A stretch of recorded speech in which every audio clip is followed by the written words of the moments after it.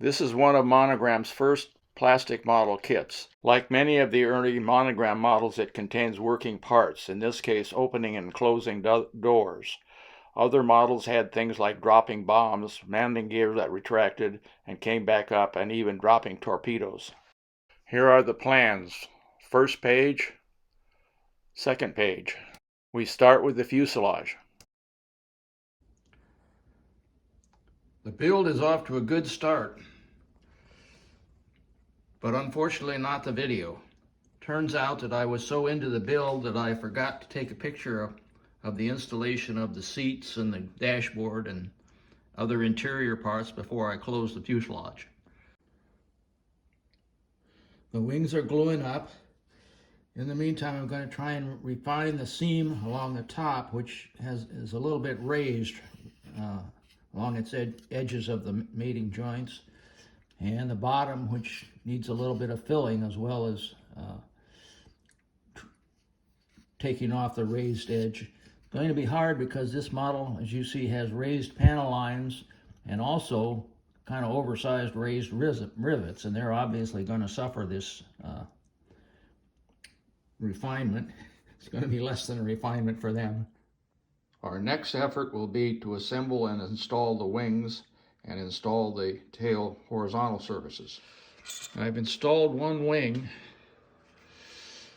It's more difficult than it looks. It looks like there's just a tab on the end and a slot to put it in, but actually you have to slide this tab in at the front and then pull it back, and as you pull it back it locks it in, and that pair of the tab and the slot are not capable of accepting each other as it currently exists, so a considerable amount of fitting is required, and I'm hoping this dihedral angle is okay, but it looks pretty steep.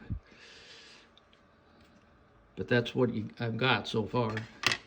Well, the wings are on, and we'll work on the tail surfaces next, and then the landing gear.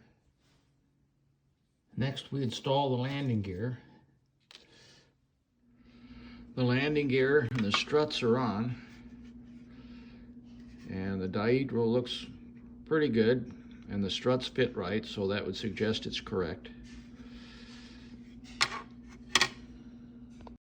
At this point in the build of the model, we come to one of modeling's strange philosophical questions.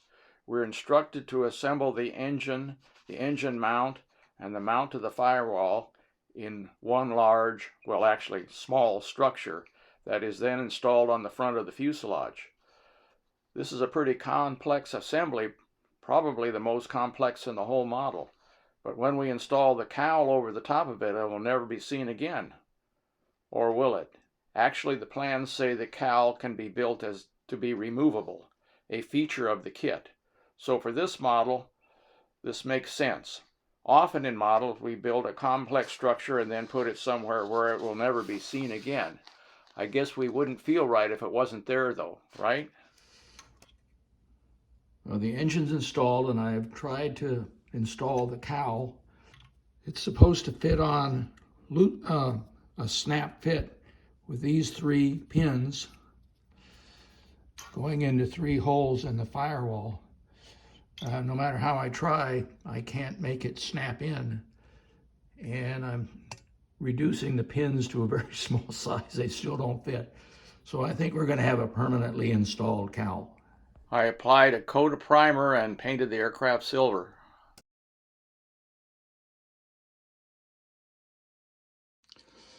Well, I finished primed and painting the model and the wheel pants. And now it's time to do the usually disappointing task of removing the masking tapes. So we'll see how that goes. I've installed the windshield, prop, wheels and pants, and landing light. And here's the finished model.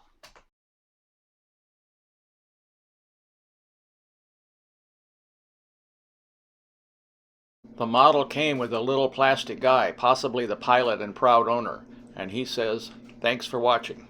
If you like this video, you might want to watch some of my other videos. Thanks again for watching.